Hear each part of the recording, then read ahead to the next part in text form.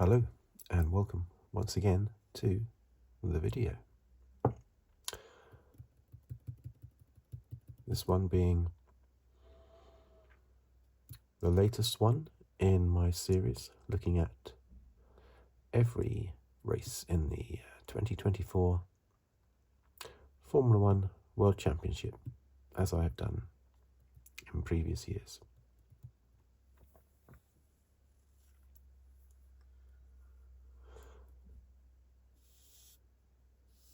What a chaotic race this was. Manic race. I shall do my usual routine. Write down the finishing order of the 20 drivers. And then the top 10 in the Drivers' Championship and then the rundown of the Constructors' Championship. Okay, so let's go. So it was round 21 in Brazil. I refuse to call it the Sao Paulo Grand Prix. That's just, for some reason, the FIA pandering to the city of Sao Paulo, allowing them to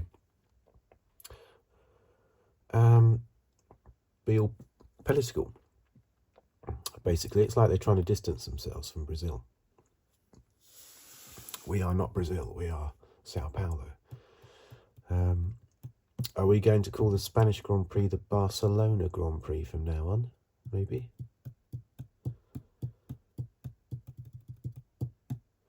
And yeah, Australian Grand Prix, we can just call that the Melbourne Grand Prix.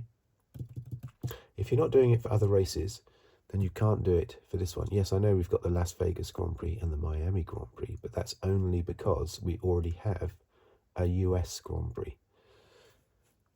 We don't already have a Brazilian Grand Prix. I wish they were racing back in Rio. I love the Interlagos circuit in Sao Paulo, but I also love the original Rio. I thought that was fantastic, especially that massive long straight. Anyway, round 21, Brazil. We remember the nonsense with Azerbaijan. Originally, for the first couple of years, that was known as the European Grand Prix. Again, that was a political statement. You know, look at us, we're part of Europe and we're not part of Asia. We will only hold the race if you call us the European Grand Prix. Fortunately, that only happened for a couple of years before the FIA saw sense and referred to it as the Azerbaijan Grand Prix. So this was a sprint weekend. I don't tend to think about the sprints too much because I'm not a sprint fan, although I did enjoy this sprint race. It was a good old battle. There was not much overtaking with the four drivers at the front. With who was it? The two McLarens, Leclerc and Verstappen. But it was still a hard-fought battle. It's great to watch. And who won that race? Oh yeah, of course, Piastri had pole position for the sprint race. I thought Norris was going to get pole. He did a fantastic lap in sprint quali, and then Piastri came along and just pipped it, which is very good by Piastri.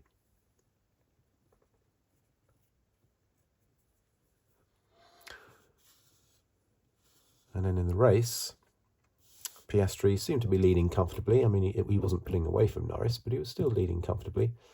He even had to back up at one point to give Norris a little bit of a tow in the DRS. But, yeah, Piastri should have won that race. But obviously he was going to hand it over to Norris because of the championship. But Piastri won't have to do that now. I suspect Piastri is the only happy person in the McLaren garage after this weekend, because he doesn't have to play ball anymore, really, with Norris, with the championship gone now.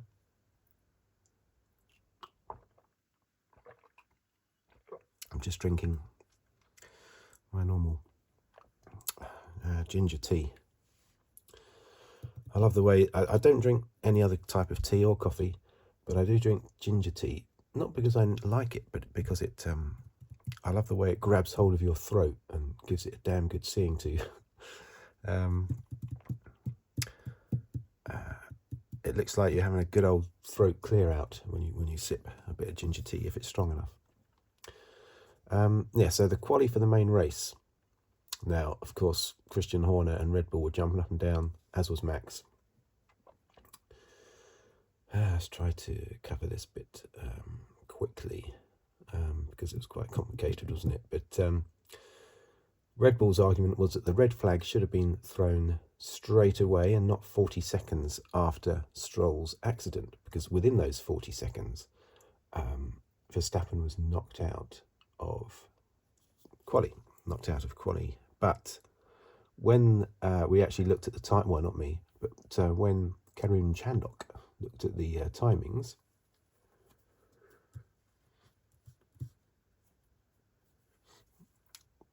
it was clear that, yes, he was in 10th place. Verstappen was in 10th place at the moment that Stroll crashed, and the yellow flag came out straight away. The marshals triggered it straight away. But then 2 seconds later, he dropped to 11th. Well, the red flag can't come out in those 2 seconds. The marshals have to trigger the yellow flag, and then the race control look at the situation and decide whether or not it warrants a red flag. At the time, Stroll was still moving and still driving the car. He didn't realise how damaged it was, clearly. And he was still looking to see if he could drive it. Or at least he knew it was damaged, but he didn't want to walk back to the pits, so he was trying to drive it back. But I think that eventually Horner and Max and the whole Red Bull team would have seen those timings and realised, oh yeah, that's all right, it's a fair cop. It was very unfortunate for Max, very unfortunate. Bad luck, yes, but look at the bad luck Norris has had. I mean, that safety car, the timing of the safety car in Canada, denied what would have been a certain win for Norris. He had like 14 seconds over the second place guy in Canada. And the timing of that safety car coming out just a couple of seconds later than would have been convenient for Norris, meaning that he missed driving into the pits and had to go around a whole lap, and he was picked up by the safety car halfway round. He ended up losing that race to Verstappen because of that. So these things can happen. It's just very bad luck for Verstappen, that's all. But with his lead in the championship, it doesn't really matter.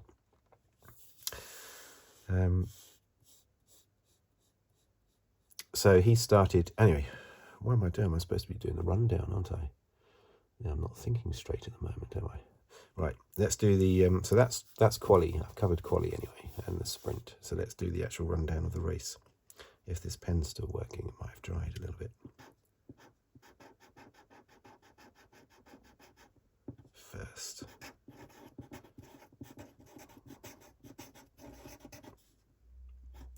Verstappen. Second. Ocon third. Gasly fourth.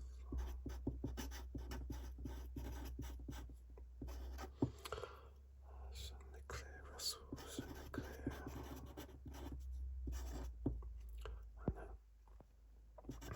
Norris. Tsunoda.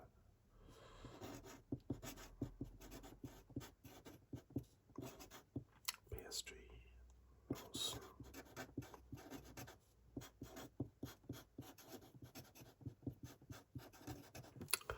Hamilton. Now I'd like to think that this is all in focus.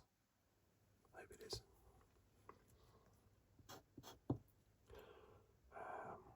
Perez.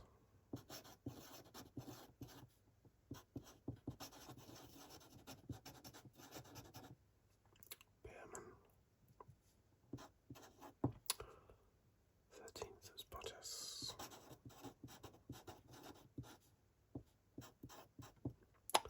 14th Alonso.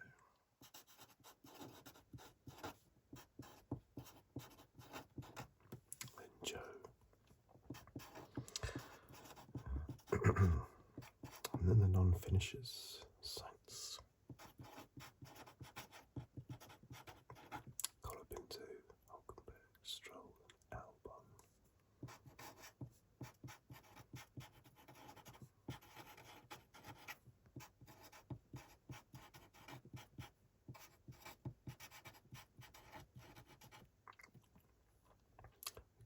in the Drivers' Championship.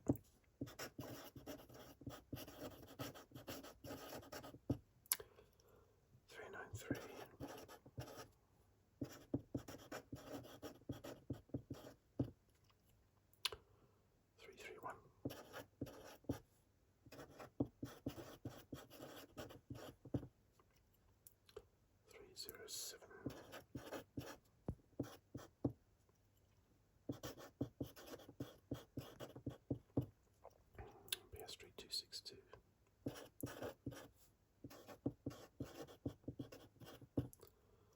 Sainz 244. Let's just have a little drink again.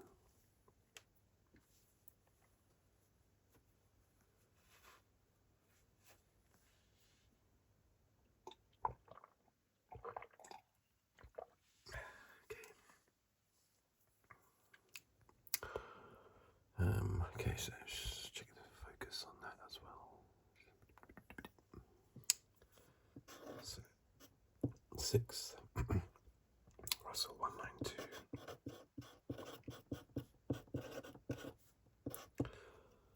And then Hamilton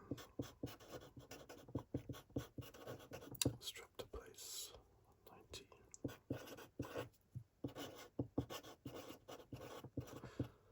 Perez.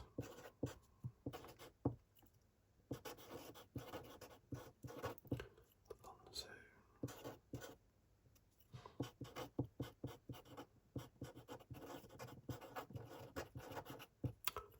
Hulkenberg. 31. Okay, so constructors. McLaren 593. Ferrari 557.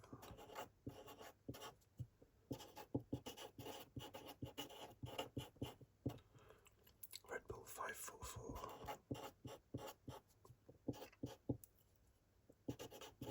Mercedes 382. Aston Martin 86.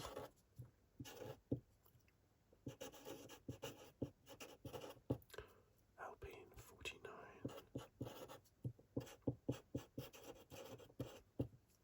That's 46. RB 44.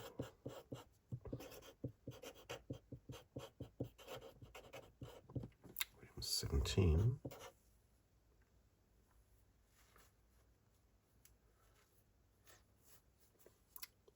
And lest we forget, at the bottom, Sauber on 0. Okay, so what do we think of that race? Well, I'm just going to jump straight to it and say absolute masterclass by Verstappen, has to be said.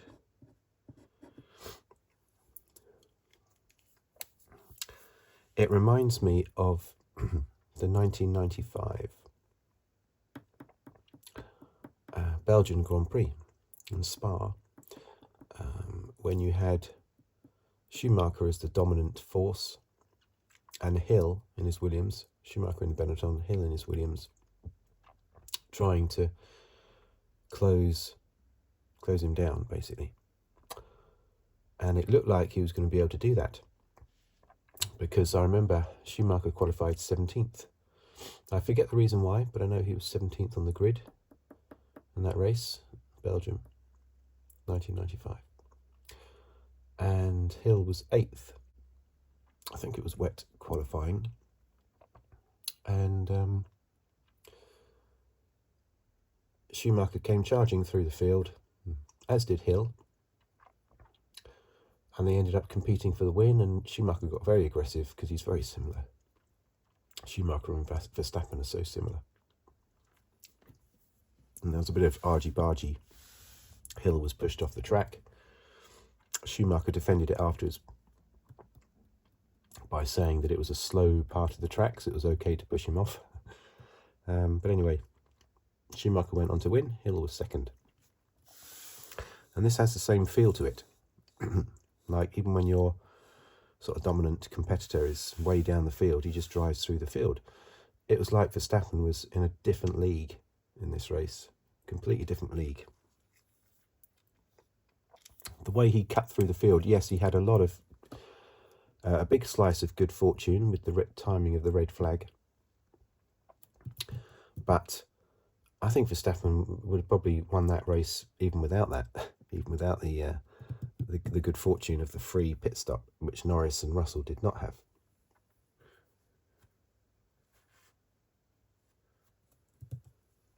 Norris and Russell both coming in a bit later than some other drivers. There were other drivers that had come in a couple of laps earlier, as soon as the virtual safety car had started. I think it was a couple of laps before Russell and Norris came in, and by the time they came in, the virtual safety car was ending. So they lost out to all those cars further back because of that. But it didn't look like they were going to lose out to Verstappen and the two Alpines, because they hadn't stopped. But of course, there was always going to be a red flag. Either someone was going to have an accident, or the rain was going to be so bad that they were going to have to red flag it. So I don't know why Norris and Russell didn't stay out. Russell certainly wanted to stay out, by the sounds of it, the way he was kicking off on his radio afterwards. But that was a big error by both those teams, and that helped Verstappen, of course, massively. It meant that on the restart he was leading. But as I say, I think if Verstappen was only about 12 seconds behind Norris before the initial safety car came out for Colapinto, I think it was, wasn't it? And Hulkenberg. But I think Verstappen would have won anyway. He was just on a different planet.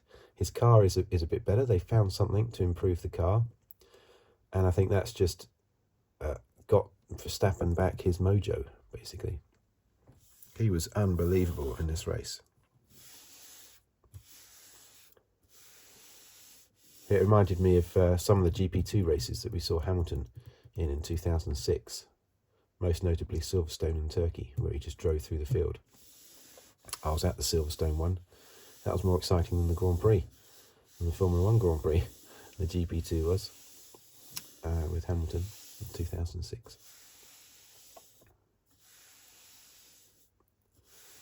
There's always a massive chance of a big accident in heavy rain, so it was a no-brainer to stay out as long as possible.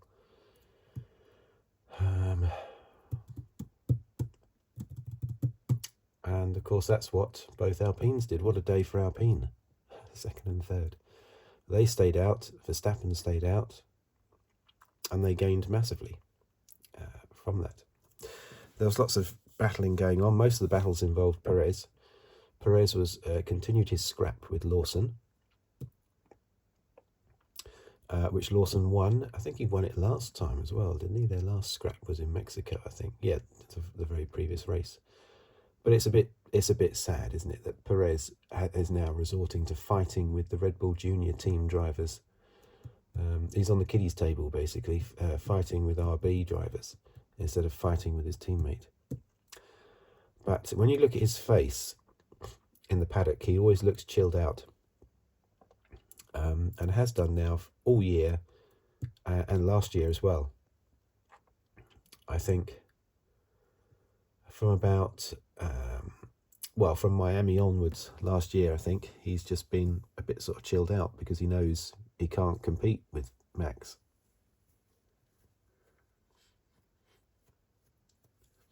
And what he's trying to do is he's trying to be a good number two in order to keep his seat.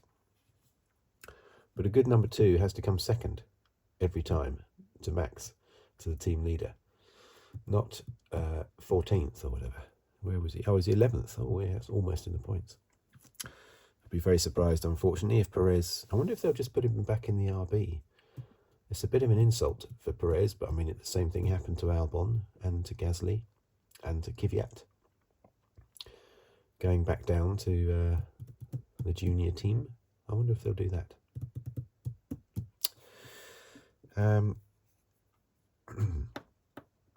So a fantastic performance by Verstappen, totally in control, and he's won the championship now, basically. I know that pundits I watch it on Sky TV, and I know that they'll, just like last year, they'll be trying to work out, if Verstappen finishes 5th and Leclerc and Norris finish no higher than 3rd, then he'll win the championship. Don't worry about it, he's won the championship. Even more so last year. I remember there was like 6 races to go, and there were so many stats being thrown at us on the TV screen. If this happens and that happens, then Verstappen can win the championship this weekend. Who cares? And I remember Max himself saying, "I don't care if I win it this weekend or the next weekend." In other words, he knew he was going to win the championship. Obviously, doesn't matter what race he does it at. So, in the next Grand Prix, they're right now as we speak, they're probably beavering away at the statistics to work out exactly how Verstappen can win it at the next race. Don't need to do that. He's going to win it, either at the next race or the one after. And he deserves to. I've said before that I think he deserves to win the championship, and he does. And I think he deserves it, not because of those 7 wins that he had in the early part of the season, but because of the way he's defended his championship lead. Yes, okay, there have been times when he's been too aggressive, and I don't like his attitude, his referring to team members as the guys in the background. These are highly qualified engineers and mechanics, all different fields of expertise, IT specialists, and he just refers to them as the guys in the background. I think he was having a go at them and saying they need to pull their finger out, the guys in the background. Flipping heck. So unbelievably rude. But that's Max. He's a bit of a spoiled kid, but because of his upbringing. But there's no denying that he is one of the best of all time. Fantastic driver. You just have to put up with the bad, I'm afraid, to get the good. But he totally deserves this because of the way he's defended the championship this year. Yes, his defence against Norris in Austin and Mexico was a bit much. But in general, his defence has been fantastic over the year. And I might have mentioned it before, an interesting stat, which I wasn't aware of until I heard it mentioned on TV, that if Verstappen wins the championship and Red Bull are 3rd, it'll be the first time since 1983 that a driver has won the championship with their team only being 3rd in the championship. And that was Nelson Piquet in his Brabham. Now, Nelson Piquet's teammate was Ricciardo Patrese. And I seem to remember Patrese, I thought he won 2 races that year. But anyway, it's a bit of a slight on the number 2 driver, isn't it? Because it basically means that they've done nothing all year. If the driver wins the championship, their teammate wins the championship, but the team is only 3rd, that means that the second driver has not done their job at all. But I seem to remember Patrese. I think Patrese won the final race of the year as well. Anyway. Yes, it'll be the first time since 1983. But with Red Bull now performing better, there's every chance that they could still come back. I don't think they'll catch McLaren, but they could come back and take 2nd from Ferrari. But I think McLaren have got the Constructors' Championship nailed on, but I don't think they should relax just in case. I was very disappointed with Norris in this race. I don't know, in the sprint race as well, his inability to be able to overtake. I need another drink. Okay.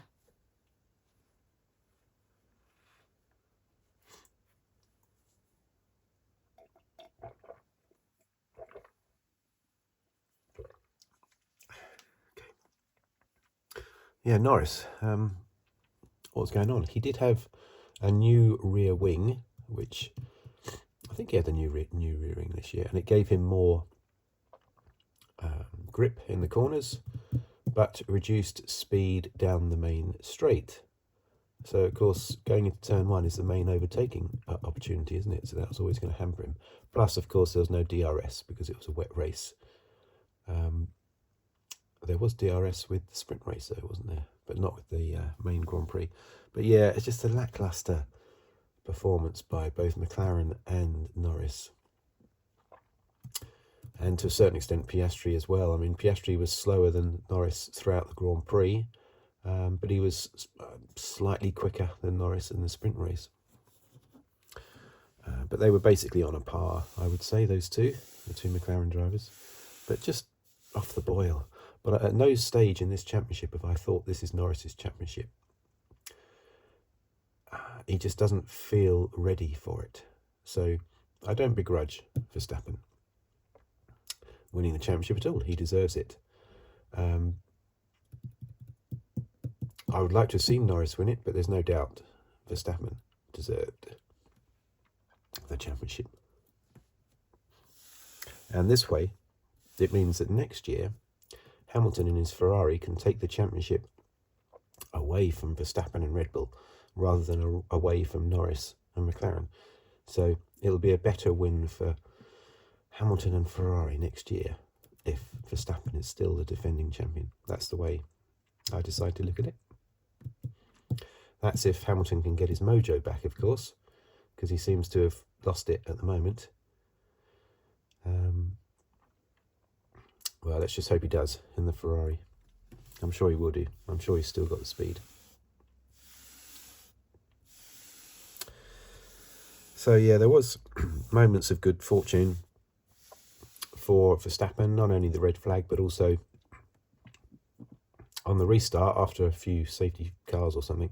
Ocon was pulling away in the lead, wasn't he? He was about 3.5 seconds ahead of Verstappen, pulling away, and then a safety car came out, drew them together, and then Verstappen got Ocon on the restart. So yeah, Verstappen did have some good fortune, but even without those two bouts of good fortune, I think he would have caught everyone and passed them anyway. So good. Russell was very good as well in this race, just showing that, that the Mercedes isn't a total piece of junk. Maybe it was just Hamilton's car that was a piece of rubbish. The RBs did well as well. 7th and 9th again. They had a good Grand Prix.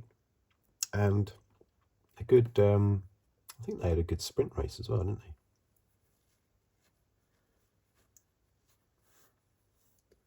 they? Behrman was in the wars a little bit.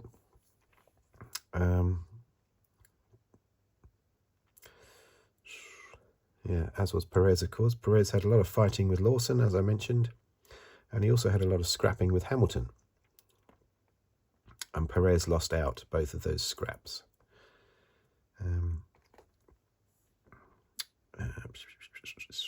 Albon, of course, had that big smash-up in qualifying.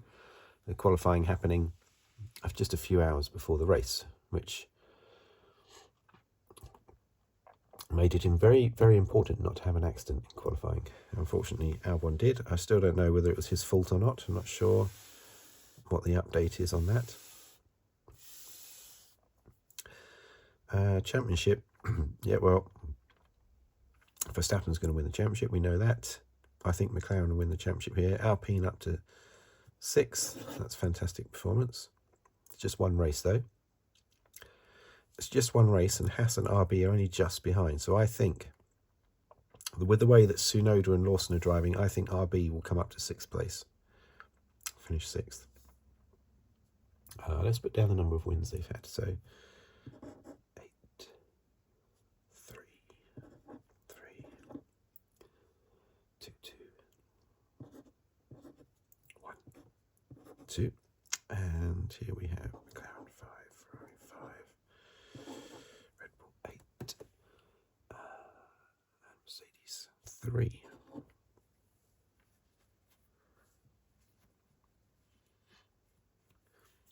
So there you go. Verstappen most definitely deserves to win the championship. And there is a part of me that's glad that he has, because he does deserve to win it more than anybody else. The patriotic British side would always want a British driver to win. no matter what. But there is another side to me that wants the person that deserves it the most to win. So I'm not unhappy that Verstappen has won, because he did deserve it. So there you go. I've sort of stumbled through that video a little bit because I'm still ill, believe it or not. Well, I was ill, then I got better, and now I'm ill again. So thank you for watching. Thank you for listening. If you'd like to subscribe, please do so. Or like the video, or comment, or leave a tip at the bottom of the video on the thanks button. And I will see you on the very next video, whatever it may be about.